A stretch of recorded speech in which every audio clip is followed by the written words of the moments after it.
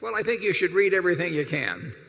I can tell you in my own case, I think by the time I was, well, I know by the time I was 10, I'd read every book in the Omaha Public Library that had anything to do with investing, and many of them I'd read twice. So I don't think there's anything like reading, and not just as limited to investing at all, but you just got to fill up your mind with various competing thoughts and sort them out as to what really makes sense over time. And then once you've done a lot of that, I think you have to jump in the water, because investing on paper and doing, and investing with real money, is like the difference between reading a romance novel and doing something else. So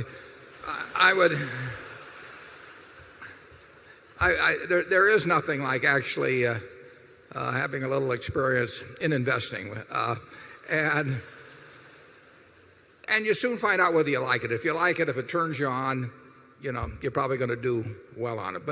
And the earlier you start, the better in terms of reading. But I read a book at age 19 that formed my framework for thinking about investments ever since. I mean, what I am doing today at 76 is running things through the same thought pattern that I got from a book I read when I was 19. And I read all the other books too, but you have to read a lot of them to know which ones really do jump out at you and which ideas jump out at you over time. So I would say that read, and then on a small scale, in a way that can't hurt you financially, do some of it yourself.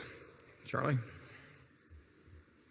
Well, Sandy Gottesman, who is a Berkshire director, runs a large and successful investment operation. And you can tell what he thinks causes people to learn to be good investors by noticing his employment practices. When a young man comes to Sandy, he asks a very simple question, no matter how young the man is. He says, "What do you own and why do you own it?" And if you haven't been interested enough in the subject to have that involvement already, why, he'd rather you go somewhere else. Yeah.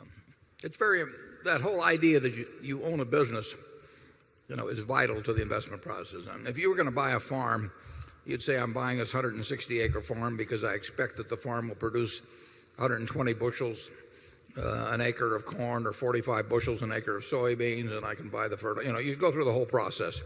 It'd be a quantitative decision, and it would be based on pretty solid stuff. It would not be based on what you saw on television that day. It would not be based on what your neighbor said to you or anything of the sort.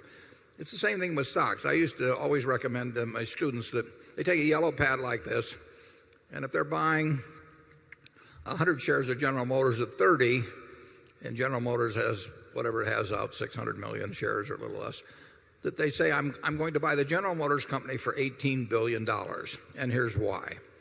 And if they can't write a good essay on that subject, they've got no business buying 100 shares or 10 shares or 1 share at $30 per share, because they are not subjecting it to business tests.